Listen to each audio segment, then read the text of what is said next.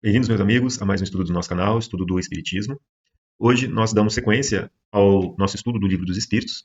Nós continuamos na parte segunda, do Mundo Espírita, Mundo dos Espíritos, no capítulo 6, da Vida Espírita. Hoje nós vamos falar sobre relações de simpatia e de antipatia entre os espíritos. Existe um outro assunto também dentro desse conjunto de questões que trata das metades eternas, mas que a gente vai fazer um outro estudo a respeito disso. Bom, a gente começa aqui na questão 291, onde é proposta a seguinte questão. Além da simpatia geral, oriunda da semelhança que entre eles exista, voltam-se os espíritos a afeições particulares?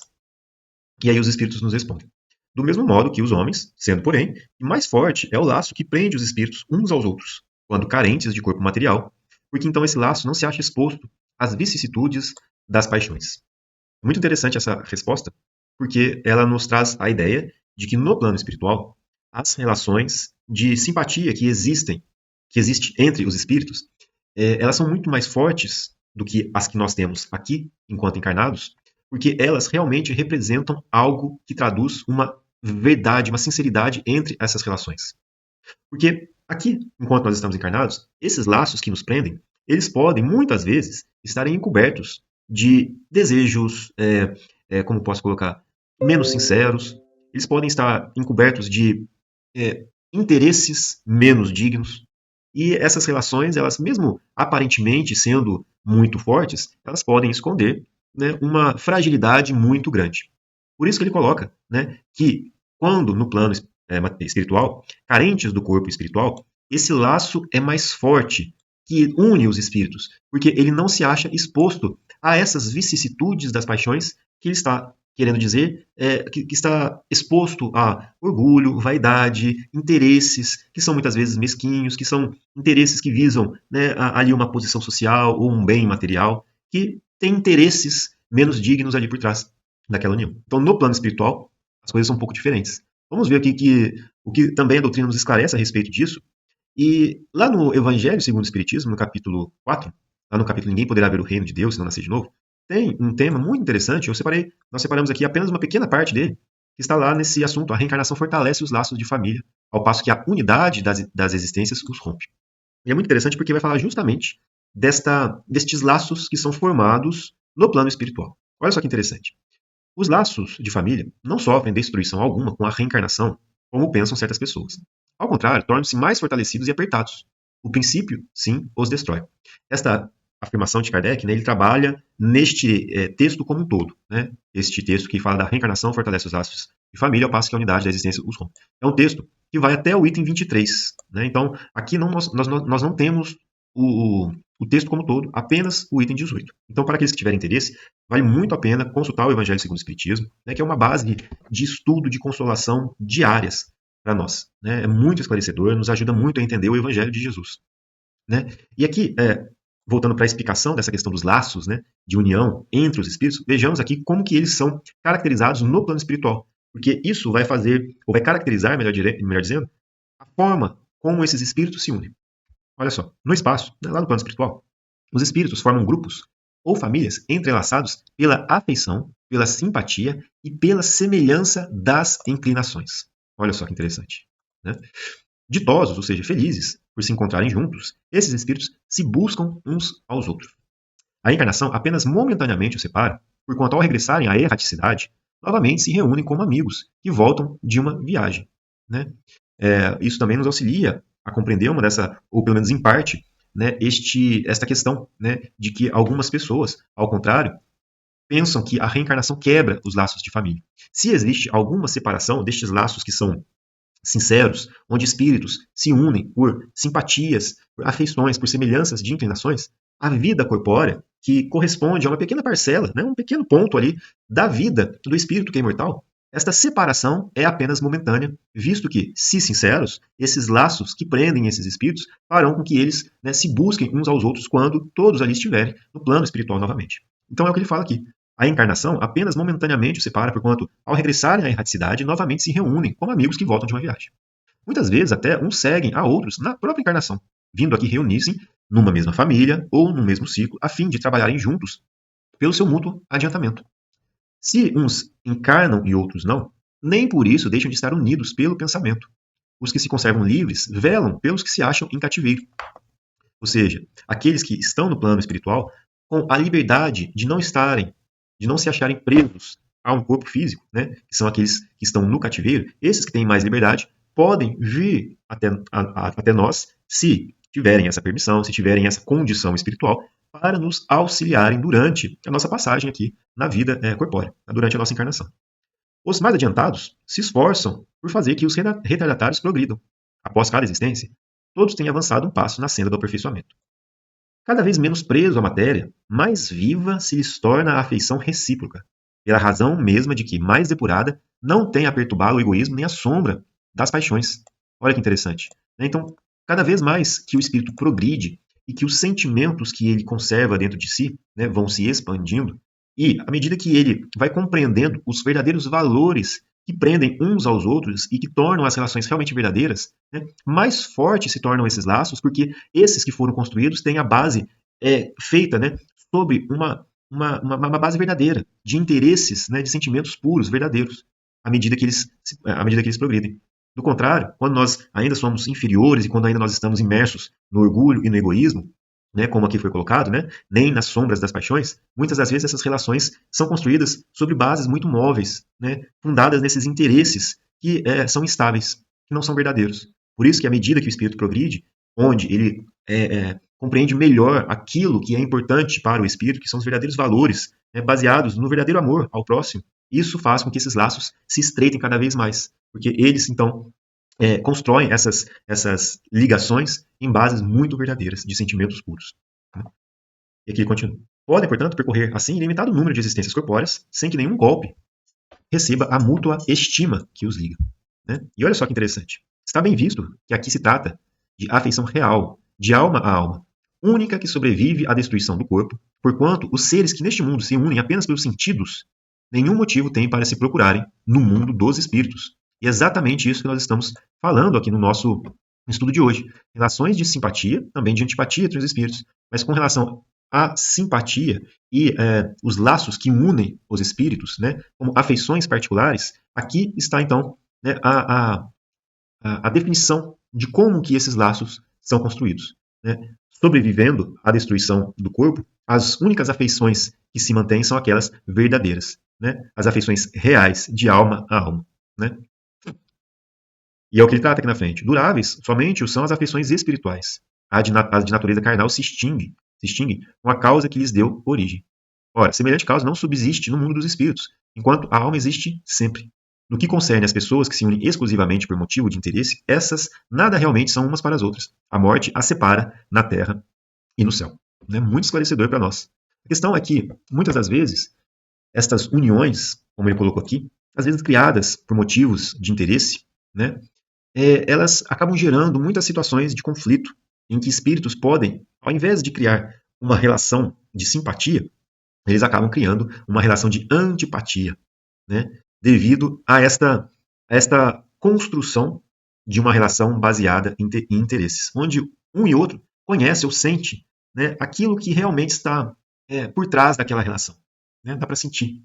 E isso faz com que estes laços, né, muito frágeis escondam ali por trás, às vezes, muitos ódios, né, muitos desejos contrários à caridade.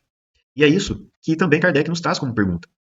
Na questão 292, ele fala, né, ou ele pergunta, alimentam ódio entre si os espíritos? Né? E aqui, obviamente, que nós estamos falando da vida espírita, né? Estamos no capítulo 6 da vida espírita, então nós estamos falando dos espíritos no plano espiritual, e estamos falando das relações de simpatia e antipatia entre eles, mas é óbvio que essas relações estão muito estreitamente ligadas com as que são construídas, né? Mesmo que de maneira temporária, aqui durante a encarnação. Né? Então, existe uma influência muito grande naquilo que acontece no plano espiritual e aquilo que acontece durante a encarnação, obviamente. Né? Porque muitas das nossas relações que são construídas aqui durante a nossa existência, né, elas têm consequências ou muito positivas, né, para os espíritos quando estabelecem essas relações verdadeiras, mas também pode acontecer de que essas relações acabem gerando consequências de muita inimizade e de ódio entre os seres, que partindo para o plano espiritual e lá na condição de espíritos libertos da matéria, no sentido de não estarem ligados a um corpo físico, né, eles ali criam ou cultivam um ódio ou um sentimento de inimizade entre si.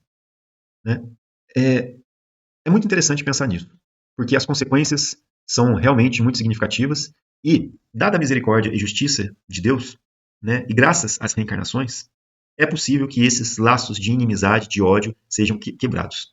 Né? Muitas das vezes, quando esses mesmos espíritos se juntam para, né, construírem uma família. Eu até separei aqui um texto lá do Evangelho segundo o Espiritismo também, né, que está lá no capítulo 14, né, no capítulo Honrai o vosso pai e vossa mãe. E tem uma parte aqui que fala sobre a ingratidão dos filhos e dos laços de família, que fala exatamente sobre isso. E é um texto muito interessante para nós, para a gente compreender um pouco daquilo que esses espíritos conservam em si, lá no plano espiritual, que essa revolta que eles trazem dentro de si, a inimizade que, né, eles trazem de uns para com os outros, e como que um processo de reencarnação pode auxiliá-los a resgatar ou reaver esses laços agora, visando um laço de amizade ou de amor. Olha que interessante. E ele fala aqui justamente, né, na ingratidão dos filhos e dos laços de família. Olha que legal, porque aqui a gente está falando de família também, né? A ingratidão é um dos frutos mais diretos do egoísmo. Revolta sempre os corações honestos, mas a dos filhos para com os pais apresenta caráter ainda mais odioso. É em particular desse ponto de vista que vamos considerar para lhe analisar as causas e os efeitos. Então nós estamos avaliando isso aqui hoje no nosso estudo. Né? A causa e os efeitos, né, destas inimizades. Também nesse caso, como em todos os outros, o Espiritismo projeta luz sobre um dos grandes problemas do coração humano. Olha que interessante, né, este esclarecimento que os Espíritos nos trazem. Quando deixa a Terra, o Espírito leva consigo as paixões ou as virtudes inerentes à sua natureza e se aperfeiçoa no espaço ou permanece estacionário até que deseje receber a luz. Muitos, portanto, se vão cheios de ódios violentos e de insaciados desejos de vingança. A alguns, dentre eles, porém, mais adiantados do que outros, é dado entrevejo uma partícula da verdade. Então, eles conseguem ver, muitas das vezes, as situações que levaram esse conjunto de espíritos a chegarem até aquela situação, né, em que se criou ódio, vingança, desejo de vingança entre uns e outros. Ele consegue compreender, porque ele pode, muitas das vezes, consultar o seu próprio passado espiritual, né, para entender o motivo de estarem ali. Vários livros a gente tem a respeito disso, né? A própria série do André Luiz, né? Tem um livro que a gente sempre comenta aqui que trata muito especificamente disso, né? Que é o livro Entre a Terra e o Céu, onde fala da relação de espíritos que estiveram juntos, né, durante a Guerra do Paraguai e que ali criaram, né, mais uma vez, laços entre uns e outros, né, baseados ali alguns em interesses mesquinhos, em interesses cheios de egoísmo e que resultaram em condições muito penosas para todos eles e que não foi possível de ser resolvida naquela encarnação. Eles trouxeram o resultado daquelas relações para várias outras encarnações em vidas que aconteceram na sequência. E é interessante desse livro porque muitas das vezes esses laços existentes dessas vidas passadas se apresenta ali para aqueles espíritos agora encarnados, né? Já que estava contando um pouco da história deles encarnados, se apresenta entre eles ali como uma certa antipatia entre eles, né? E eles se uniram de alguma forma, como uma providência divina. Mas essa inimizade, essa antipatia, eles não conseguiam compreender muitas vezes. E quando eles dormiam, né, os espíritos, né, o espírito deles desdobrado, ou seja, liberto parcialmente do corpo físico, ainda ligados, né, obviamente, mas libertos durante o sono, eles iam e se encontravam durante o sono e muitas das vezes ali eles davam, né, expansão a esses sentimentos de vingança e de ódio. Acontece que o André Luiz nos relata muito bem como que esses espíritos foram amparados pela espiritualidade amiga para que eles pudessem, né, aprender uns com os outros e resgatar, né, estes compromissos do passado. E muitas vezes, aqueles espíritos tiveram a oportunidade de recobrarem o que aconteceu nessas existências passadas para entenderem o porquê deles estarem naquela condição. E que foi muito importante para que eles pudessem compreender e ver no outro um ser que talvez eles tenham prejudicado em um outro momento, ou que agora estão ali no caminho deles para que eles possam aprender a cultivar um sentimento de amor uns pelos outros. Então, é um livro muito interessante, vale a pena ver, vale a pena ler, né? É o livro Entre a Terra e o Céu, do André Luiz, psicografia do Chico Xavier. Né? Então, isso aqui, esse comentário nos ajuda a entender um pouquinho disso. Né? Alguns, mais adiantados do que outros, é dado entrevejo uma partícula da verdade. Né? E aí ele continua: apreciam então as funestas consequências de suas paixões e são induzidos a tomar boas resoluções. Compreendem que para chegarem a Deus, uma só é a senha: caridade. Ora, não há caridade sem esquecimento dos ultrajes e das injúrias. Não há caridade sem perdão, nem com o coração tomado de ódio. Né? A gente vai até ver um texto, né, voltando ali no nosso estudo, que vai tratar um pouco da importância do exercício do perdão, do esquecimento, né, das faltas dos outros, né, dado que nós também precisamos deste perdão.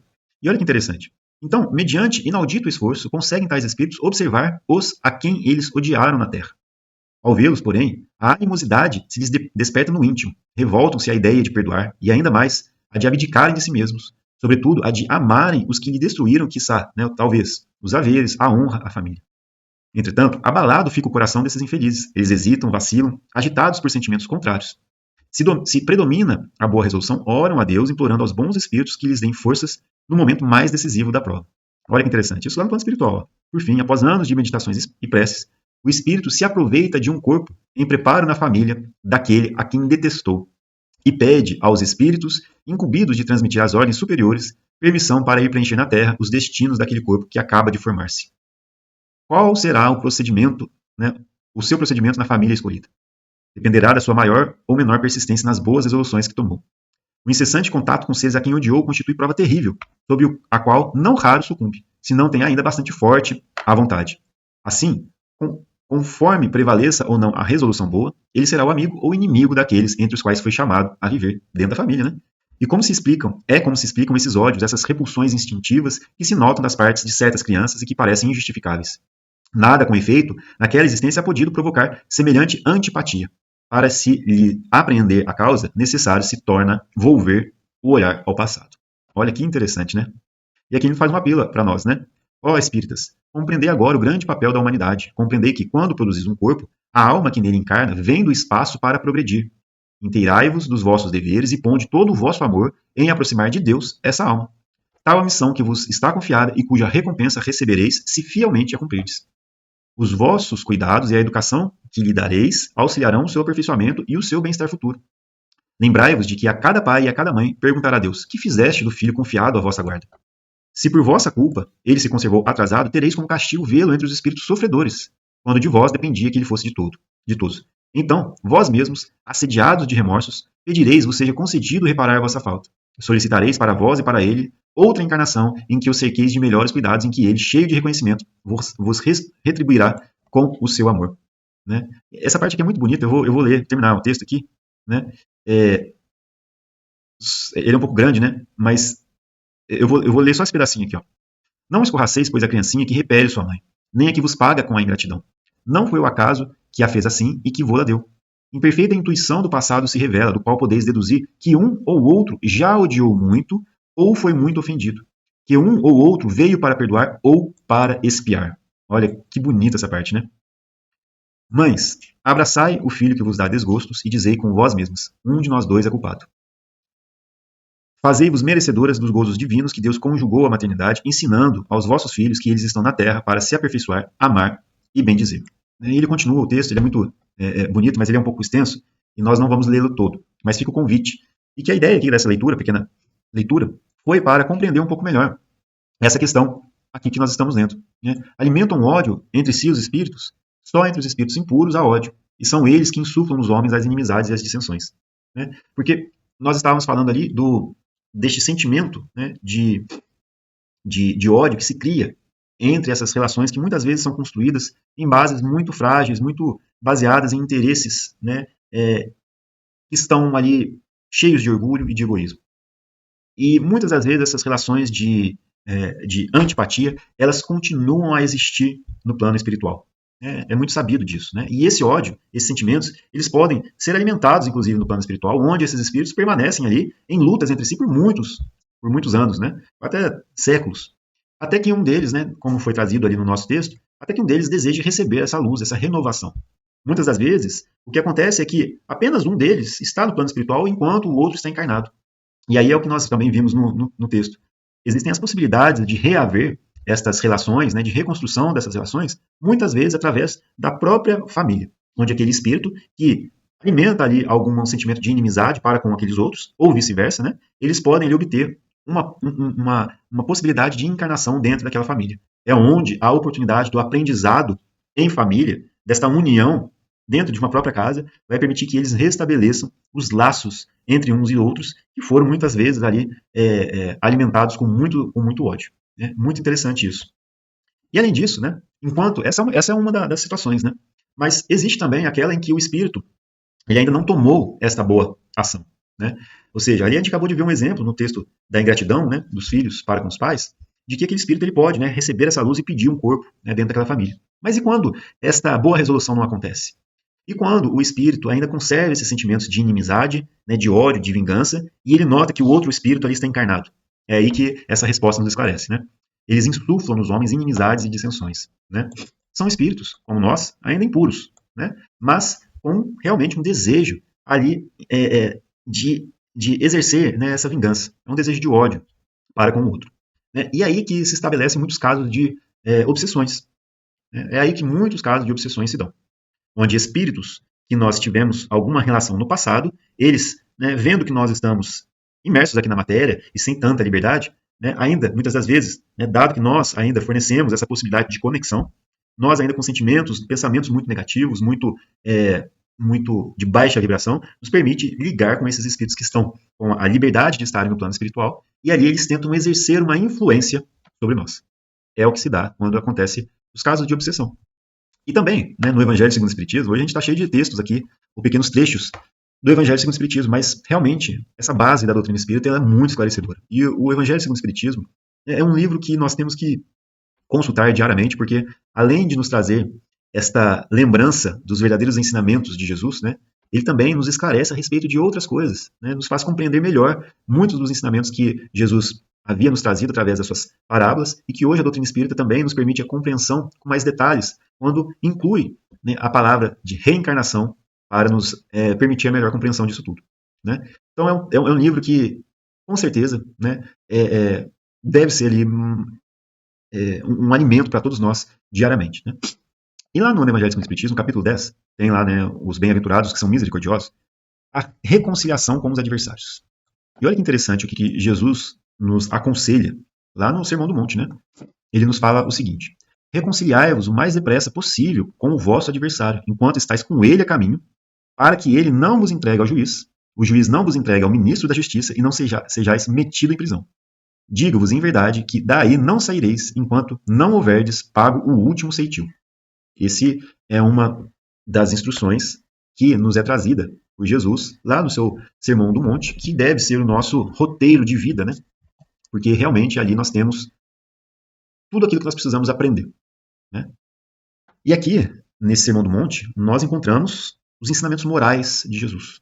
E quando nós temos, né, também o Evangelho segundo o Espiritismo, a busca do Evangelho segundo o Espiritismo é de nos trazer um esclarecimento também, uma lembrança dos verdadeiros significados destes mesmos ensinamentos morais que Jesus nos trouxe. Então, por isso, né, que a gente vê aqui, né, bem-aventurados os que são misericordiosos. Tem os outros capítulos, bem-aventurados os aflitos, os brandos e pacíficos. Né? São todos esses os ensinamentos morais que o Cristo nos trouxe, que estão lá no Sermão do Monte, inclusive. Né? E aqui, no item número 6, né, o Kardec nos esclarece. Olha só que interessante. Na prática do perdão, como em geral, na do bem, não há somente um efeito moral. Há também um efeito material. A morte, como sabemos, não nos livra dos nossos inimigos. Olha só.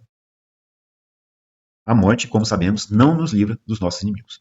Os espíritos vingativos perseguem muitas vezes com seu ódio, no além-túmulo, aqueles contra os quais guardam rancor. Donde decorre a falsidade do provérbio que diz: morto o animal, morto o veneno, quando aplicado ao homem. Né? O espírito mau espera que o outro, a quem ele quer mal, esteja preso ao seu corpo e assim menos livre, para mais facilmente o atormentar, ferir nos seus interesses ou nas suas mais caras afeições. Nesse fato reside a causa da maioria dos casos de obsessão, sobretudo dos que apresentam certa gravidade, quais os de subjugação e de possessão. Né? O obsidiado, né, só esclarecendo um pouquinho também, né, nessa questão aqui, quando Kardec traz para a gente os esclarecimentos a respeito da obsessão, lá no livro dos médiuns, tem um capítulo que trata das obsessões. Né, e o Kardec ele nos auxilia a compreender os diversos níveis que esta obsessão ela pode ter. Né? Ele tenta caracterizar esses vários níveis, vamos colocar assim, né, de gravidade com relação à obsessão. E a obsessão é quando um espírito, né, tenta exercer um controle, tenta exercer uma influência sobre um outro. Normalmente, né, aqui a gente está considerando de um espírito desencarnado para com um espírito encarnado. Então, o obsessor, no caso, seria aquele que está no plano espiritual, enquanto o obsidiado, ou aquele que está encarnado. Mas nem sempre, só para esclarecer, nem sempre é deste lado, né, do desencarnado para o encarnado. esta conexão pode acontecer de ambos os sentidos, né, de ambos os espíritos. Um chama o outro.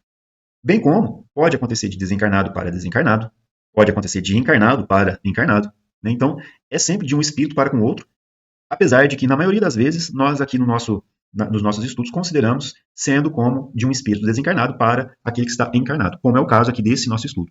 E dentro da obsessão, a gente tem a obsessão simples, né, a fascinação e a subjugação, que são tratados lá no Livro dos Médiuns. E apesar do Kardec trazer essa ideia da obsessão dentro de um contexto do exercício da faculdade mediúnica também, né, é importante da gente perceber e entender que nesses casos, como ele está colocando aqui de subjugação e possessão, né, em que existe uma gravidade maior, é quando o espírito realmente consegue exercer ali um controle sobre aquele que está, né, no corpo encarnado. Né? E aí, nessa situação, ele exerce um controle de tal maneira, uma influência de tal maneira, que ele toma, por muitas vezes, né, as ações, né, faz com que aquele espírito encarnado, né, tome atitudes ridículas, né, ou mesmo que, né, caia em desespero, tome aquelas imagens que vêm à nossa mente quando a gente fala sobre esse tipo de obsessão. Né? São bem mais graves mesmo. Né? Entretanto, aqui o nosso foco de estudo hoje é com relação às causas, né, e essa manutenção do sentimento de ódio entre eles. E olha só o que ele fala. O obsidiado e o possesso são, pois, quase sempre vítimas de uma vingança, cujo motivo se encontra em existência anterior, e a qual o que a sofre deu lugar pelo seu proceder. Olha só. Deus o permite para os punir do mal que, a seu turno, praticaram, ou, se tal não ocorreu, por haverem faltado com a indulgência e a caridade, não perdoando. Importa, conseguintemente, do ponto de vista da tranquilidade futura, que cada um repare, quanto antes, os agravos que haja causado ao seu próximo, que perdoe aos seus inimigos, a fim de que, antes que a morte lhe chegue, esteja apagado qualquer motivo de dissensão, toda causa fundada de ulterior animosidade. Olha só que interessante, né? É destacar aqui. Por essa forma, de um inimigo encarniçado nesse mundo, se pode fazer um amigo no outro, pelo menos. O que assim procede põe do seu lado o bom direito, e Deus não consente que aquele que perdoou sofra qualquer vingança. Quando Jesus recomenda que nos reconciliemos o mais cedo possível com o nosso adversário, não é somente objetivando apaziguar as discórdias no curso da nossa atual existência. É principalmente para que elas se não perpetuem nas existências futuras. Olha que interessante. Não sairei de lá da prisão enquanto não houver pago até o último centavo, isto é, enquanto não houver satisfeito completamente a justiça de Deus. Né? Então, isso auxilia muito a gente a compreender esta questão. Os espíritos que ainda alimentam em si esse desejo de vingança, sentimentos de ódio para com os outros, eles podem, inclusive, aproveitar da situação na qual o outro espírito, para o qual ele mantém esse sentimento negativo, quando ele está encarnado, para tentar influenciá-lo de uma maneira muito negativa, através desses processos obsessivos que são muito graves, às vezes, e que precisam ser tratados, né, com entendimento, com amor, com esclarecimento, e mais do que tudo, né, quando acontecem essas situações, uma coisa que é muito importante, já que o espírito obsessor, às vezes, está imerso em uma treva tão grande, uma coisa que é muito importante, no caso, do ponto de vista do obsidiado, é que ele ali acenda uma luz dentro de si. A gente já fez aqui, né, algumas reflexões sobre como afastar, né, vamos colocar assim, os maus espíritos, né? Vamos colocar dentro do nosso contexto aqui como afastar os espíritos obsessores. A forma como nós temos de afastá-los é assim. Se nós estamos falando de obsessão, nós podemos imaginar que nós, vamos considerar assim, somos ali uma tomada, né, e que esse espírito vem e liga, né, a sua tomada em nós. Então, aqui está sendo feita uma conexão. É o que o André Luiz chama de tomada mental, né? Ou seja, existe uma sintonia de pensamentos, né, em que é possível ali se estabeleça essa conexão espiritual. É uma conexão psíquica, né, de mente espiritual. Né? São os pensamentos que nós conservamos, é aquilo que nós vibramos, que permite que nós nos sintonizemos com esse outro espírito. É a mesma coisa, vamos pegar assim, um exemplo simples para a gente entender. Quando a gente está ali, né, no carro, que a gente pega e liga o rádio, né, lá na rádio FM, né, a gente quer uma determinada faixa de frequência, onde a gente sabe que ali está tocando uma música que a gente gosta. Então eu gosto daquilo ali, eu vou lá e sintonizo naquela faixa de frequência. Né? Então eu me sintonizo e eu recebo, né, aquela mensagem, aquela música no caso. Né? Apesar de que as outras faixas de frequência continuam existindo, enviando os seus sinais, só que a gente está escolhendo aquilo que nós queremos receber. Ou seja, nós sintonizamos naquilo que nós desejamos consumir. Quando a gente está tratando dessas questões de conexão mental espiritual, nós também, através dos nossos pensamentos, dos nossos desejos mais íntimos, é como se a gente estivesse sintonizando uma determinada faixa de frequência. Quando espíritos que estão nesta mesma faixa, né, de pensamentos, de vibração, encontram em nós essa possibilidade de conexão, então eles vão lá e se ligam a nós. Então, se a gente compreendeu esse conceito, também é fácil da gente entender como é possível desfazer essa conexão. Eu tenho que sintonizar em uma outra rádio. Eu tenho que sintonizar em uma faixa de frequência que seja mais elevada. No nosso caso, eu tenho que começar a pensar coisas mais positivas. Eu tenho que me alimentar de um material que é mais positivo para o meu espírito, que tenha um teor, né, mais alto, né, espiritualmente falando. Eu tenho que mudar aquilo que eu cultivo dentro de mim, aquilo que eu busco para mim, aquilo que eu quero me alimentar. Então, é através, realmente, de eliminar de nós o mal que existe em nós, através de uma reforma íntima, de uma transformação moral, que nós vamos conseguir desfazer essa conexão que foi feita anteriormente. Então, é através de uma mudança do espírito, da sua essência, que essa desconexão é feita.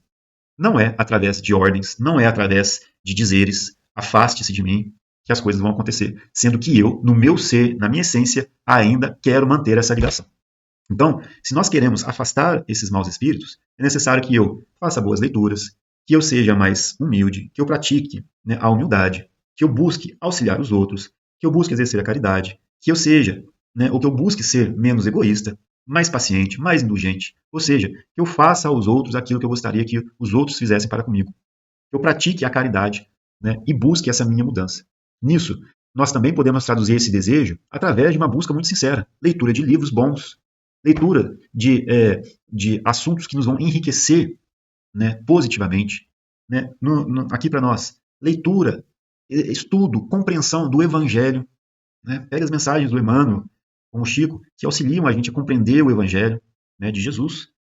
Pega o Evangelho segundo o Espiritismo, que nos auxilia a compreender o Evangelho de Jesus, traz para o seu dia a dia, para a sua prática diária, né, para o seu exercício diário, chama, né, as pessoas que convivem com você para fazerem leituras do Evangelho na sua própria casa.